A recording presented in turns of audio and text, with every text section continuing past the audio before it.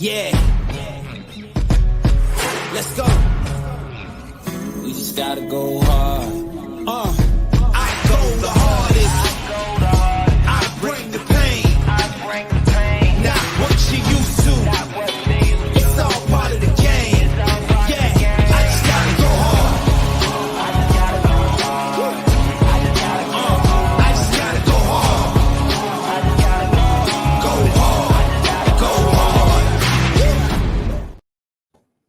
From the field to the film room to the war room, we've got you covered every step of the way as the road to the draft starts right now on BGN Radio.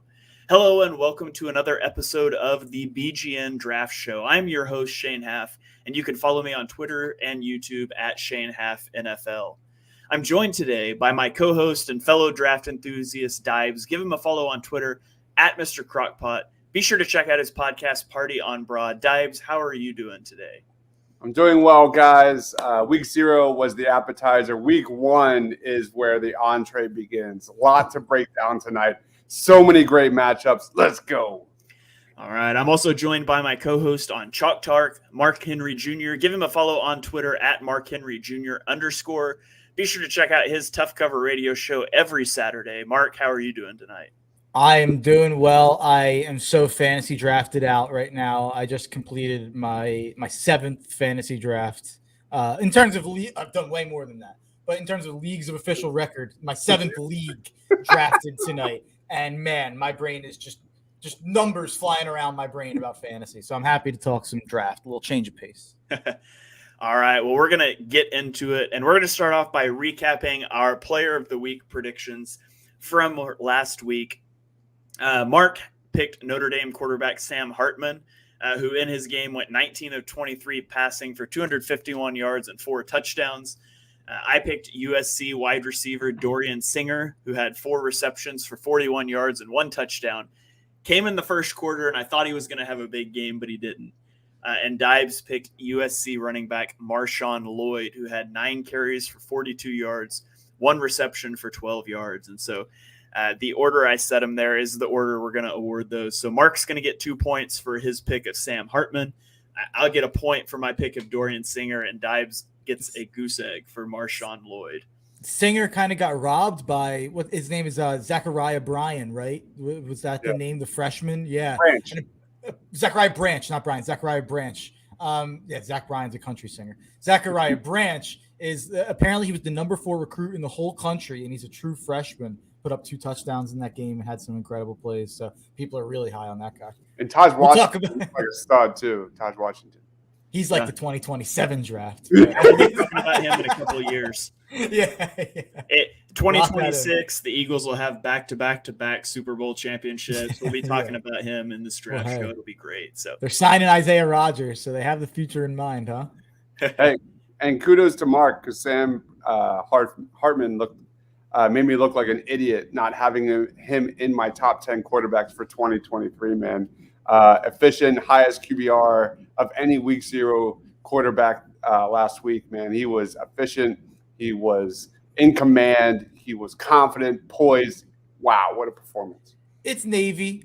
So I'm not gonna go too crazy.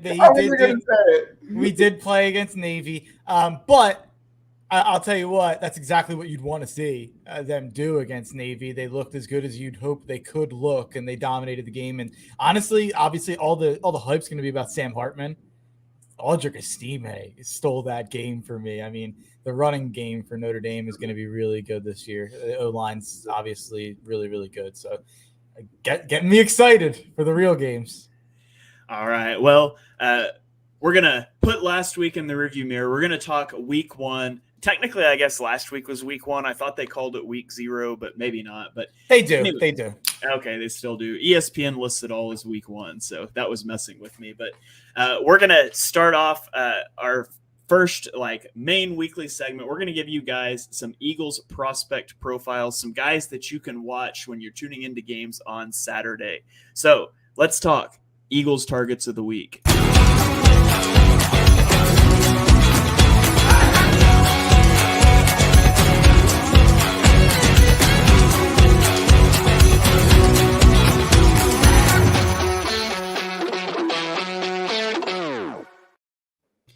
right, Dives, you start us off here. Give us your Eagles target of the week. Who are you keeping an eye on this weekend? Absolutely, Trey Benson. We're going to be talking a lot about this one, the premier game of the week. Let's get into it. The loss of Mason Smith, defensive tackle for LSU, is everything here. And Trey Benson is a bruiser, running back. He's really fun to watch. I think he's got RB1 potential in this draft. He's a guy that I think fits the mold of what the Eagles want to do. Didn't have that many carries last year, but he did have an efficient 2022 season, 6'1", 223 pounds. He's a guy that can make defenders miss. More like kind of between the tackles kind of dude, but he's definitely a playmaker.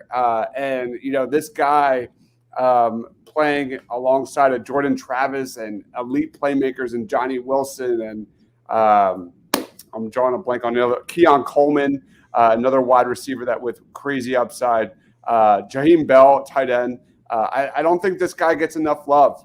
Trey Benson is for real, and I'm going to make this guy my top Eagles target.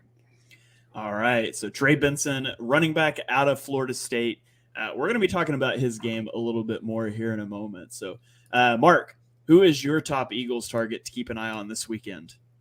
My top Eagles target is Kalen King, and that's close to home for a lot of the Eagles fans out there, which is kind of why I picked it. And you could make an argument. We've talked about this with guys like Kalen King, guys like Kool-Aid McKinstry. Are they realistic Eagles targets? My answer to that would be we don't know. We don't know if these guys will end up being, top 10 picks or if they'll end up being day 2 picks. There's so much variance when it's outside of the top couple names. So Kalen King comes from Penn State. He's a DB. They've never had a DB drafted in the first round. So I don't think it's an unrealistic target to bring up. Kalen King's got a lot to like. And, Penn State just has so many pro-ready guys, so many guys who are going to go in the top 50 next year. And it's why I, along with so many other college football guys, are buying into Penn State as a legitimate contender this season. And guys like Kalen King are the reason. He's a 5'11", 191-pound junior.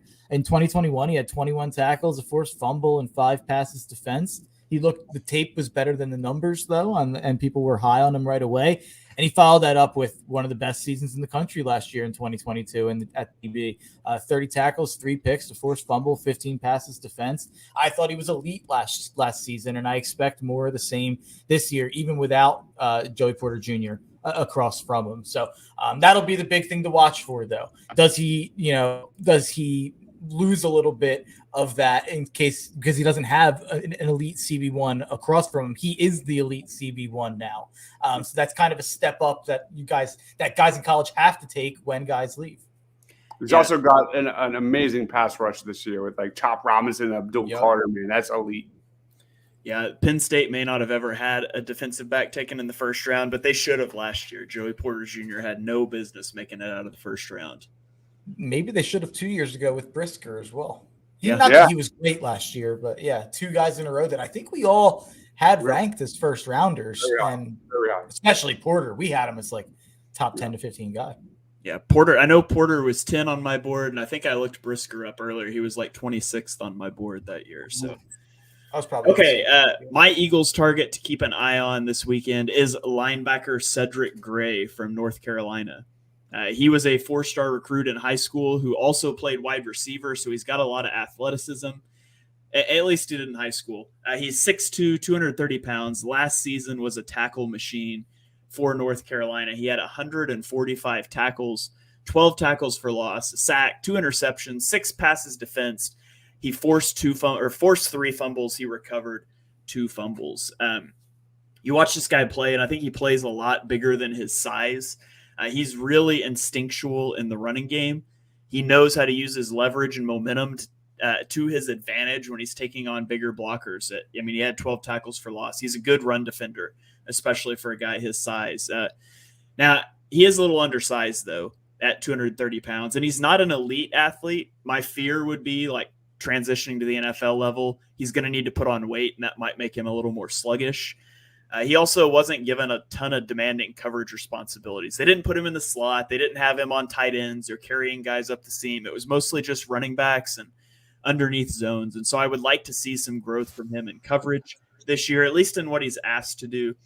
I think he's probably like a late day 2 guy right now. That would be my projection. Of course, like Mark said, a lot changes.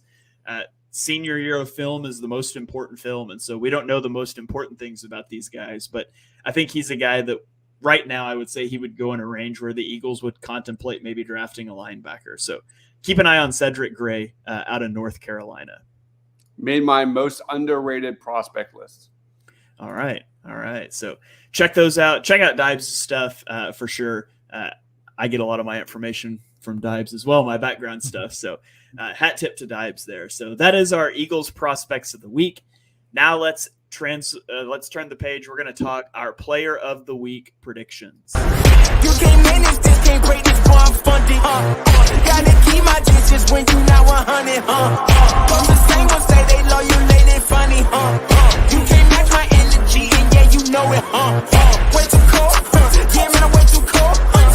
Way too cold, yeah, man, I'm way too cold.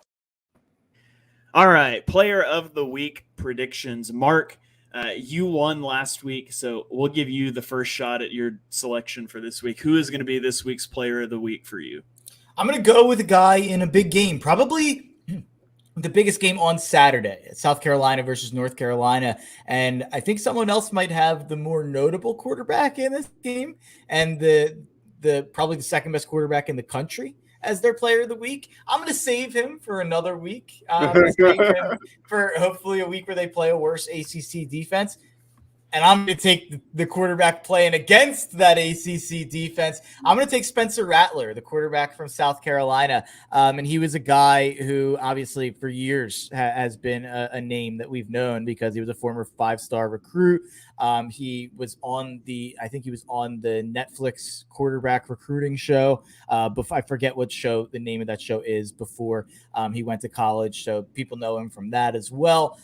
And last year, transferring to South Carolina, he had a lot of buzz after getting replaced by Caleb Williams at Oklahoma. And obviously, no shame there. We see how good Caleb Williams is now, and being replaced by him, no shame there. But he was disappointing for the first 10 games. He had 1,980 yards, about 190-something yards per game, about 198 yards per game. Last 3 weeks, though, things changed. And those things changed against Tennessee, Clemson, and Notre Dame, 3 of the best teams that they had on their entire schedule. In those 3 games, he passed for 1,050 yards, 10 touchdowns, and 3 interceptions. I think he figured something out down the stretch. I think their coach, Beamer, figured something out with Rattler down the stretch. And I think we see South Carolina come out and punch UNC's defense in the face early on. I think Rattler's going to be throwing it all over the yard. It's going to be a high-scoring game with Rattler and May duking it out. But I like South Carolina to just outscore them because I think the worst unit out of the 4 of South Carolina and North Carolina's offense and defense is North Carolina's defense. So I think Rattler continues what he finished last year. All right, so you alluded to it. I'll go ahead and give my player of the week prediction. I took the quarterback on the other side of the matchup in Drake May. Drake May is I don't know if we can say 1B to Caleb Williams 1A. I guess he's more just QB2 this year. But yeah. We'll see how it shakes out as the year goes along. He had a 92.5 PFF grade last season in the pocket, which led all quarterbacks in the country. He also added 899 rushing yards, which ranked 3rd in QB rushing. He had a 97.5 PFF grade on deep throws, and he had 45 big-time throws, which led all quarterbacks. And so this is a guy that can dissect you from the pocket. He can break the pocket and scramble. He can push the ball downfield. And oh, by the way, South Carolina gave up an average of 38 points per game in their last 4 games of the year. Mm-hmm. Also, they scored 35 points a game. So like Mark said, this should be a shootout. But South Carolina also lost Cam Smith and Darius Rush, 2 of their top 3 cornerbacks in the draft. So I think this is going to be a game that lights up the scoreboard. And so I picked Drake May as my player of the week for this. Yeah, keep an eye out on how Drake May responds to the blitz. That's what really troubled him at the end of this last season. So that's a big one for me. I'm going to go the only non-QB this week, which I'm a little surprised about. I'm going to go Malik Neighbors, a guy that is my wide receiver 3 in this draft behind Agbuka and Marvin Harrison Jr.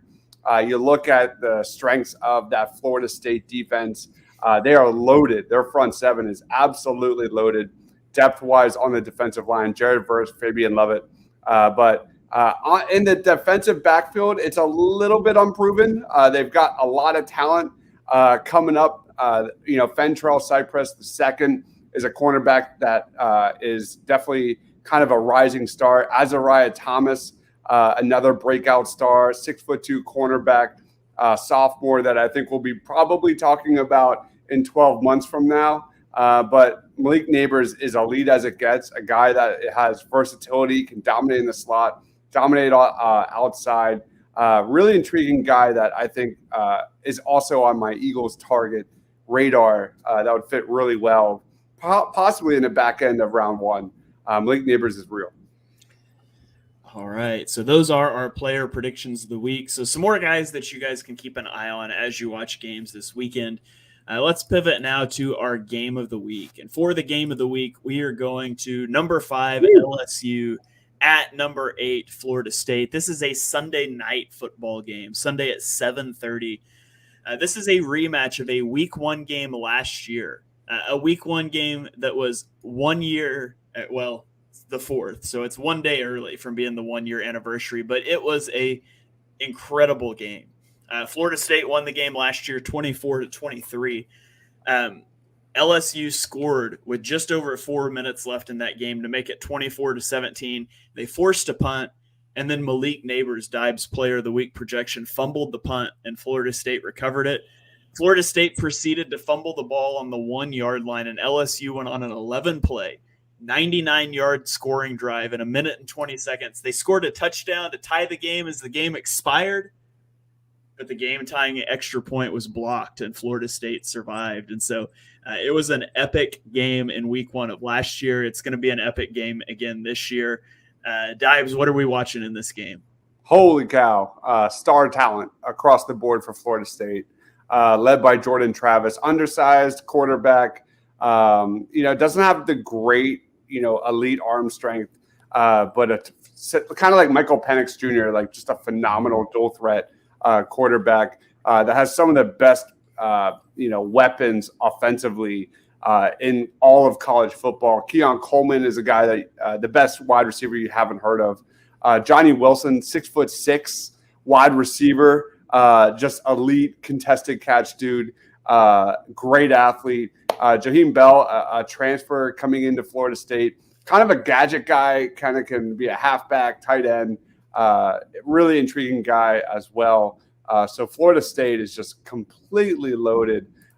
This is the season for Florida State to truly make noise in a college football playoff, and it starts here with a great matchup against LSU, who is missing arguably their best player. Mekhi Wingo is a guy to watch in this one. Without Mason Smith, Mekhi Wingo is their second best defensive tackle prospect. He's going to be drafted, probably a day 2 guy. And if he can't hold up, if he gets eaten up by that Florida State offensive line, watch out, because Florida State's offense is elite as it gets. All right, Mark, what do you have to add on to that? Florida, I don't do this very often, but I'm dropping a game of the year. I've already made my bet early in this game to avoid line movement. I love Florida State +3 in this game against LSU. I think Florida State is a legitimate playoff contender. In fact, I have them as the number 3 team in the country in my playoff, whereas I think LSU is a phony playoff contender. Progress isn't always linear. Brian Kelly went to LSU and went 9-3 right away. People are expecting him to progress on that and to take the next step into being a playoff contender. Brian Kelly goes 9-3 with the best of them. That's what he does. I can tell you that as a Notre Dame fan. And he will have years where he goes to the playoff. He hasn't installed his system there in LSU. Where Florida State is talent-wise, where like how Dives laid out there, that's because Mike Norvell's been there a while now. This is his year 4, I believe, for Mike Norvell. This is year 2 for Brian Kelly. LSU is going to be where Florida State is now in a year or 2, in my opinion, where they're fully ready to compete for a title. I don't think they're there right now, and I think there's a way bigger quarterback discrepancy than most would say. I think Jordan Travis is far better than Jaden Daniels. I don't think a lot of people would agree with that. I think people would say it's even. Jaden Daniels is much more dependent on his rushing. I think Jordan Travis can beat you with his arm a lot more than Daniels can. And not to mention LSU's defensive front, they're going to be missing defensive tackle Mason Smith, who is widely expected to be a top half of the first-round selection. He's serving a 1-game suspension for receiving improper benefits from an autograph signing in 2021 pre-nil, which is a total joke. But he's going to be out this game. Also, a guy I'm excited to watch is Jared Verse. I had him as edge 2 last year, and then he surprisingly returned to school. I think he would have been a top 10, top 12 pick. I had him above Tyree Wilson. I had him above all these guys, and he went back to school. And now this year, he's probably going to be a top 5 pick if he builds on what he did last year. So that's a big discrepancy in the front, that Jared Verse is there for Florida State and Mason Smith is missing for LSU. Jared Verse got paid to stay there because the boosters think they have a chance to win a championship. Jared Verse would have been a first-round pick in this year's draft. That's how good he is. No doubt. Yeah, I think he would have been top 10. I think he would have gone top 10.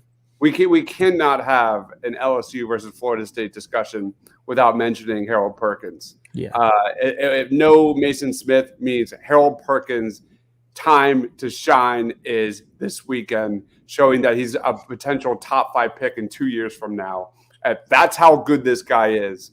Harold Perkins, as a rusher, has Parson-esque ability and is completely dominant. So Harold Perkins, if there's any reason LSU has a chance in this one, is because he's just in Jordan Travis's face all game long and forces a turnover here or there. That is the difference.